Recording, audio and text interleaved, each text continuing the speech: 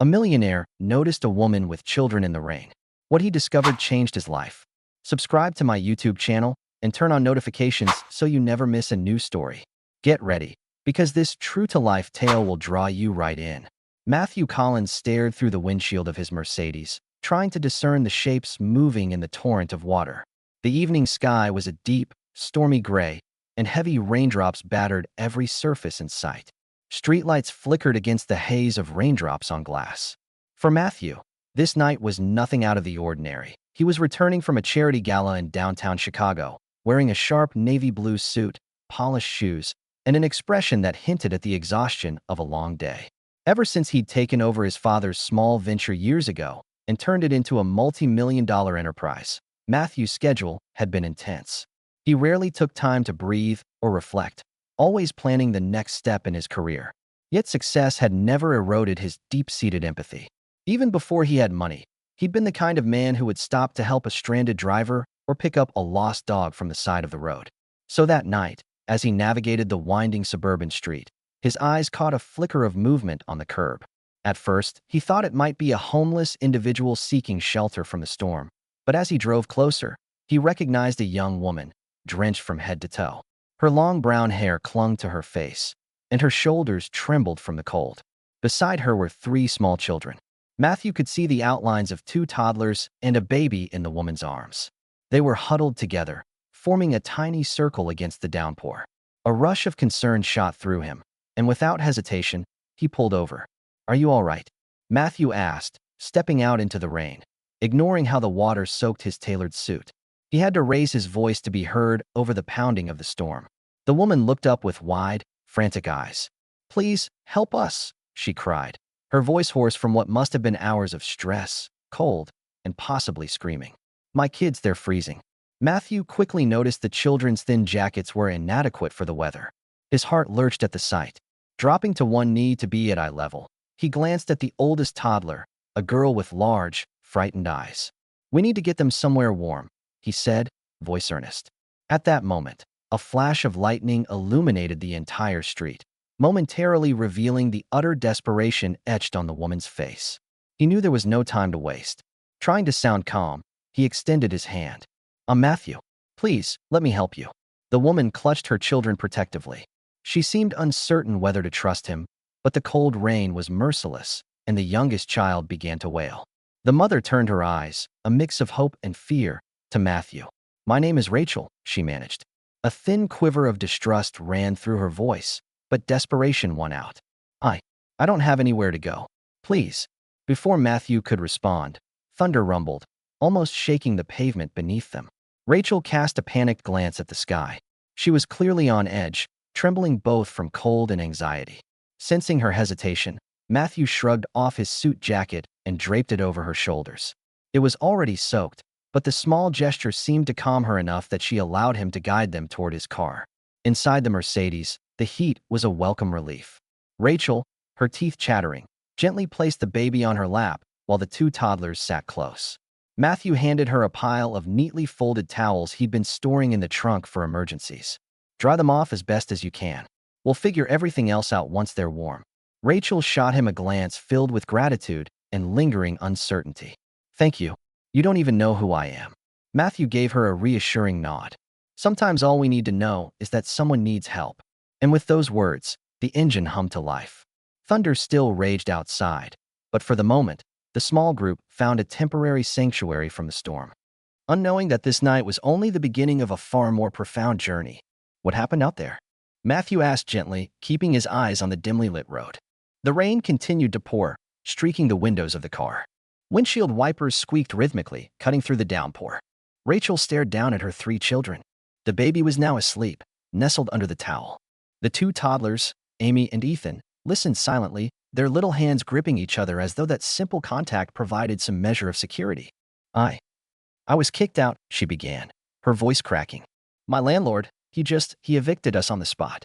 Took my keys, told me we had until the end of the day, and then locked the door." A brief, tense silence followed. Matthew couldn't fathom someone casting a mother and her children into a storm like this. "That can't be legal," he muttered. "Probably isn't," Rachel said, her face drawn. "But I didn't have the money to fight it, and we had nowhere else to go." I tried going to a friend's place, but she said her boyfriend wouldn't allow kids around. Then I tried the local shelter, but it was already full. I ended up wandering, ended up on that street. Matthew's grip on the steering wheel tightened. I'm so sorry. It's unconscionable. Rachel shuddered, recalling the landlord's harsh words. It was clear she was still processing the shock of being tossed onto the street.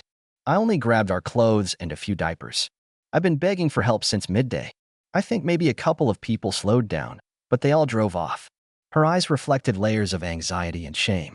Part of her probably felt humiliated for having to rely on a total stranger, one driving a luxury car that hinted at a life she could hardly imagine. Yet, desperation forced her to speak. Thank you, Matthew, for stopping. He glanced in the rearview mirror. I'm just doing what any decent person should do, especially in weather like this. In the fluorescent glow of passing streetlights, Matthew got a clearer glimpse of Rachel's face. Beneath the exhaustion and the blotches of dried tears, she was striking, with sharp features and warm brown eyes. Though it was obvious she was in dire need of rest, she forced herself to stay alert. When you first approached, Rachel said in a fragile voice, I was scared. You can never be sure who's pulling over. Matthew nodded. I understand. I'm just glad you were willing to trust me enough to let me help. Their conversation was interrupted by the cries of the older toddler, Amy, who suddenly realized her favorite stuffed bunny was missing. Rachel tried to soothe her, patting her back while half turning in the seat to glance outside. It might have been left behind, she whispered, eyes full of regret. I can buy her a new one, Matthew offered softly. Rachel offered a tight smile. That's kind of you. For a moment, neither said anything more. The car glided past darkened homes and closed storefronts, the storm still raging overhead. Eventually, Matthew switched on the radio to a low volume, classical music filling the space in an attempt to break the tension. It wasn't long before the kids grew calmer, lulled by both the music and the car's gentle motion. Finally, Matthew spoke. I can't just leave you at another shelter. Let me get you a hotel room at least for tonight. Then we'll figure out something more stable. Rachel's eyes widened in surprise. She had half expected him to drop her off at the first safe building they encountered and continue on his way. You really don't have to do that. Rachel, he said firmly yet gently, I want to help. Let me do this. She let out a shaky breath. All right. When they arrived at a modest yet comfortable motel, Matthew dashed inside and paid for 2 adjoining rooms, ensuring that Rachel and the children would have privacy as well as enough space. The storm still drummed on the roof when they finally stepped into the warmth of the motel hallway. The fluorescent lights flickered, and the walls had seen better days, but at least it was dry and indoors. Thank you, Rachel repeated, her voice quieter now. Almost lost in the rumble of thunder outside. He gave her a faint smile. Try to get some rest. Tomorrow, we'll sort out a plan. Rachel nodded, heading into the room with her children. The door clicked shut behind her, leaving Matthew in the hallway, his own mind spinning with questions. He'd met many people in need, donated generously to shelters, even founded a small nonprofit organization to help families in crisis. But this case felt different, more personal. He couldn't quite place why. Before returning to his own room, he double-checked that there was a bag of groceries waiting for them, milk, cereals, some fruits, basic necessities for the children. As an afterthought, he added a plush teddy bear he found at the motel's tiny convenience stand. Then, in his own room, Matthew sank onto the edge of the bed and stared at the raindrops pelting the window. Something about Rachel's unwavering dedication to her kids, even in the face of such adversity, stirred a deep empathy in him. And yet, there were so many unknowns. Why was she truly evicted? Where was the children's father? Was there more to this story? He stared at the single lamp in the corner. The light flickered softly, casting shadows across the modest room. As the adrenaline of the evening began to fade, exhaustion tugged at his limbs. But despite that weariness, he couldn't shake the feeling that his life had changed irrevocably in that storm-drenched moment. Morning arrived with hesitant sunlight pushing through thinning clouds. The storm had ceased, leaving puddles across the parking lot of the motel and an almost tangible freshness in the air. As Matthew stepped outside, he felt a certain optimism, a readiness to tackle the problems at hand. He knocked gently on Rachel's door. After a moment of quiet shuffling inside, the door opened a crack. Rachel, still looking tired, pulled it wider, revealing her 3 children. The toddlers were munching on cereal, while the baby cooed in a makeshift crib made of motel pillows. Good morning, Matthew said, flashing a kind smile. How are you holding up? Rachel seemed relieved to see a familiar face. We're all right, thanks to you. I'm sorry about last night. I didn't mean to drag you into all this. He shook his head. I'm glad I could help. Listen, if you're open to it, I want to help you find a more permanent solution. but I need to know a bit more about your situation. She ushered him inside, glancing at the kids to ensure they were occupied. You mean like how I ended up with 3 kids, no place to go, and no resources? Matthew nodded gently. Only if you're comfortable sharing. She took a shaky breath, leaning against the small kitchenette counter. I was living with the father of my kids for a while. Things got rough. He fell into gambling, started taking money from our rent fund. Before I knew it, we were behind on payments. I tried to catch up, but every time I managed to save a little, he'd gamble that away too. Matthew noticed the tension lines around her eyes. He waited patiently, sensing this was painful territory. Eventually, he left. Rachel continued. Just walked out one day, leaving me behind with the kids. The landlord gave us an ultimatum to clear the debt, but I couldn't. I found a job as a waitress, but tips weren't enough, and I was about 3 months behind in rent. Yesterday, he finally changed the locks and told us to get out. Matthew's jaw tightened. I'm sorry. That's just awful. You deserve better. Her eyes glistened. I tried applying for assistance, but everything moves so slowly, and the cost of living here is so high. I'm caught in this never-ending cycle. Matthew stepped forward, keeping his voice measured. Well, the cycle ends now. I have resources, and I know a few organizations that could expedite housing applications. Let me make some calls on your behalf. Rachel's expression brightened, yet she still hesitated. I don't want to be a burden. You're not, he assured her. We all need help sometimes. For the first time, Rachel seemed to relax a fraction. She offered a small smile, one that illuminated the warmth beneath her exhaustion. You're unbelievably kind. Matthew shrugged, a touch of bashfulness creeping into his otherwise confident demeanor. I've been given a lot in life. I believe in paying it forward. He glanced at the children, who had finished their cereal and were now watching them with wide eyes, as if sensing something important happening. The oldest, Amy, clutched the new teddy bear, giving it an occasional hug. Matthew crouched down beside them. How are you guys doing? Amy just nodded shyly, while Ethan gave a curious stare. The baby, Lily, gurgled happily from the makeshift crib. Rachel joined them, her eyes flicking between Matthew and her kids, as though trying to process how quickly their fortune was changing. The rest of the morning was a whirlwind of activity. Matthew stepped into the motel's small business center, making phone calls to local charities, his personal assistant, and a couple of government agencies that handled emergency housing. Every few minutes, he glanced back at the main lobby, watching Rachel keep the kids occupied with coloring books he'd bought at a convenience store. Despite the seriousness of the situation, there was a calmness in the air, a sense that they were actually making progress. By noon, Matthew had arranged for a meeting at a transitional housing program the next day. He also used his personal connections to pay off part of Rachel's outstanding rent debt, hoping that might give her leverage if she needed a reference or was dealing with a negative rental history. When he finally rejoined Rachel, he found her in the motel's small dining area, feeding Lily a bottle. She looked up, eyes filled with cautious hope. Did you manage to speak to anyone? Matthew nodded, taking a seat across from her. A few good leads. Tomorrow, we'll check out a transitional home. It's not fancy, but it's safe, clean, and they offer childcare while you search for work. Rachel's voice trembled with gratitude. I don't know how to thank you. You don't have to, he replied simply. Then, looking at her with a more personal curiosity, he added, if you don't mind me asking, what do you do? You mentioned you were waitressing. Is that something you want to keep doing, or? She shrugged. I don't have a college degree, and I have no family who can help with childcare. Waitressing was just something I could get quickly. I'm not sure what the future holds, but I'd like to find something more stable. Matthew tapped his fingers on the table thoughtfully. I have a few contacts in the service industry, managers who might be willing to offer you something more reliable. Better pay, at least. Would you be open to that? Rachel nodded, tears brimming in her eyes again. Yes. Anything that keeps a roof over my kids' heads. All right, Matthew said, standing. Let's finalize some details and then see if we can get you set up. As they left the dining area, a sense of possibility filled the air. Rachel's shoulders were noticeably less slumped, and even the children seemed more at ease. Perhaps it was the comforting sense that an adult, one with significant resources and a good heart, had finally stepped in to help. Yet beneath the hopeful atmosphere, Matthew couldn't deny the flicker of something else stirring in his chest. Compassion was one thing, but he found himself drawn to Rachel's resilience, her fierce love for her children, and the quiet dignity with which she handled her humiliating situation. Though he kept those thoughts firmly to himself, he realized that the connection forming between them wasn't just about charity. It was something deeper, something he could not yet name. A week later, the dark storm clouds had long since dissipated, replaced by the crisp blue sky of early autumn. The transitional home welcomed Rachel and her children, offering them a temporary sanctuary.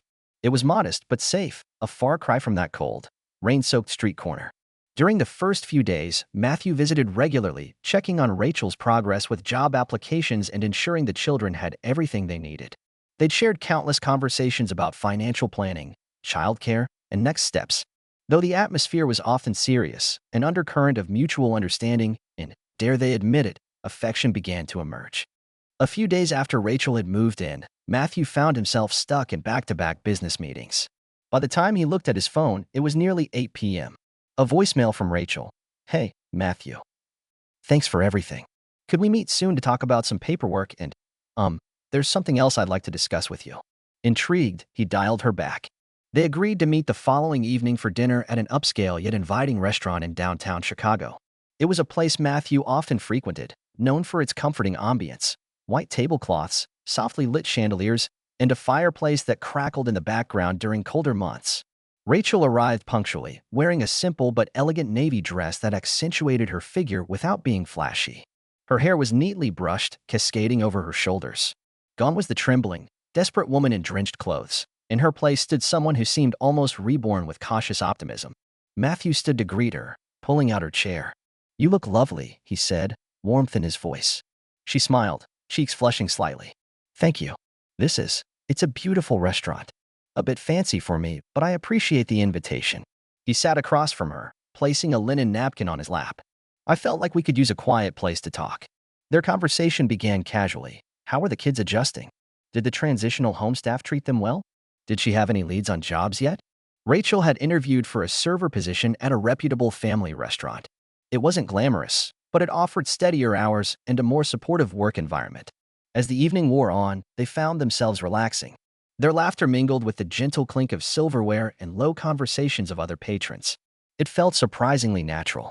Still, there was an undercurrent of anticipation, something unspoken in Rachel's eyes whenever she looked at Matthew. By the time dessert arrived, a shared slice of cheesecake, Rachel finally broached the more serious topic she'd hinted at. "Matthew," she began, her voice trembling slightly, "I wanted to personally say thank you for everything you've done. I don't think I could ever repay you, but I have some savings coming in now that I've started part-time. I'd like to pay back part of the motel cost." He shook his head. "Keep your money for the kids. The best thing you can do is focus on building a stable future." Rachel bit her lip, looking torn. "That's incredibly generous, but—" "Rachel," he said, meeting her gaze directly, "we can talk about that later, once you're fully on your feet. For now, let's just enjoy dinner." She inhaled deeply, nodding. "Okay. But someday, I will repay you, in one way or another." They continued talking long after their plates had been cleared, their connection growing with each shared story. Rachel learned more about Matthew's upbringing, a strict father who expected him to take over the family business, the early struggles to keep it afloat, and the eventual meteoric rise to fortune. Matthew discovered that Rachel had once dreamed of becoming a teacher, but the reality of being a young mother had derailed those plans, especially after her partner abandoned them. In the softly lit atmosphere, sparks seemed to flicker between them. Neither openly acknowledged it yet, but there was a growing sense of closeness that neither had anticipated. Perhaps it was gratitude, or maybe the shared relief of surviving adversity. It might also have been the profound empathy forged by knowing how much each had fought to get to where they were. Eventually, Matthew reached out across the table, gently covering her hand with his. "I'm proud of you, Rachel. You've handled so much, and you're still standing." She blinked, tears threatening to form, but managed a tender smile. "It helps to know someone believes in me." That night, as they parted ways at the restaurant's entrance, the crisp air wrapping around them, there was a poignant moment of silence. Then, as if guided by invisible threads of fate, they moved closer. Caught in a moment that felt both surreal and oddly inevitable, Matthew softly brushed his lips against Rachel's cheek. It was a gentle, almost tentative gesture, but it held the promise of something more. Feeling her breath hitch, Rachel closed her eyes briefly. The swirl of city lights and passing cars surrounded them, but for that instant, it was as if the world paused. Neither rushed to define the moment, but they understood they were on the brink of something that might change both of their lives again. Over the next few weeks, life found a new rhythm. Rachel settled into her job at the family restaurant, her kids thriving in the transitional homes daycare program. Matthew visited frequently, often bringing groceries or small gifts for the children, using any excuse to spend more time with them and with her. Rumors began to swirl among Matthew's business associates. Is he really dating a single mother he found on the street? Some whispered it was purely an act of charity. Others insisted there was genuine love blossoming. Matthew, ever discreet, ignored the chatter, focusing instead on the day-to-day joys of watching the children's eyes light up when he arrived or seeing Rachel's quick smile whenever they locked gazes. There were challenges, bureaucratic hurdles with housing applications, occasional run-ins with social services, and the emotional toll of rebuilding a broken life. But Rachel was determined and resilient, and Matthew's unwavering support provided the stability she needed. As the weeks turned into a couple of months, they began to talk about the future, not just hers or his, but the prospect of a shared life. One crisp morning in late October, Matthew invited Rachel and the children to a brunch spot overlooking Lake Michigan. The lake shimmered under the autumn sun, and the air smelled of changing leaves. The kids ran around on the grass beside the water, chasing each other while Rachel and Matthew sipped coffee. He gently took her hand. "Rachel, you know how much you and the kids mean to me. It's been fast, maybe even a little crazy, but I can't imagine my life without you anymore." She looked at him, her cheeks warming at the earnestness in his expression. "Matthew, I feel the same. You brought hope into my life. Not just with the money, but with your presence, your kindness, your heart."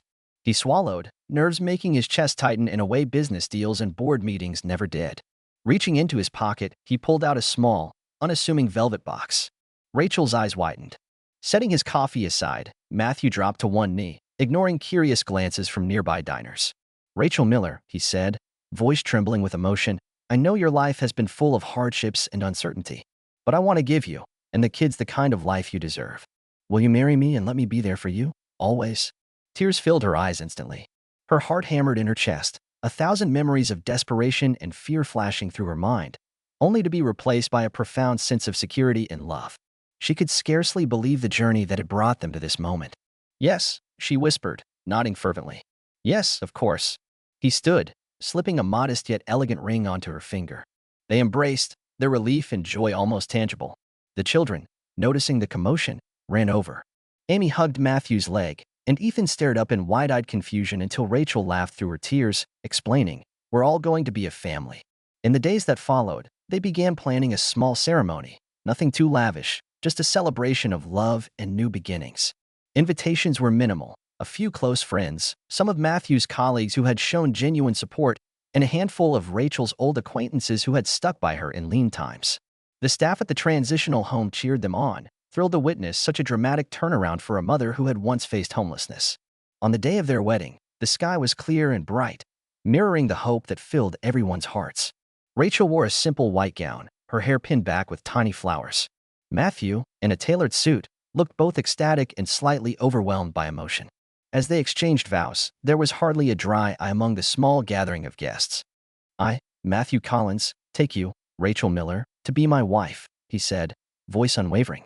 "To stand by you, support you, and love you through every challenge life may bring." She gazed up at him, her eyes shining with tears. "I, Rachel Miller, take you, Matthew Collins, to be my husband. You've shown me kindness when I had none, compassion when I felt hopeless, and love when I thought it was lost. I promise to cherish you in this life we build together." After they sealed their vows with a kiss, applause and cheers erupted around them. The children, dressed in adorable little outfits, ran up to their newly married parents, effectively making the union a true family affair. In that moment, surrounded by well-wishers and the golden glow of possibility, it was clear that this was not a mere act of charity. It was the culmination of fate, compassion, and genuine love. Later, at the small reception, Matthew's closest friend pulled him aside, grinning. "You never do anything by halves, do you?" Matthew laughed, glancing at Rachel across the room as she helped Ethan fix his bow tie. "No, I guess not. But sometimes life surprises you, and you just have to take the plunge." The evening was filled with laughter, heartfelt toasts, and the pitter-patter of tiny feet scurrying around the dance floor. In the corner, an old record player hummed romantic classics.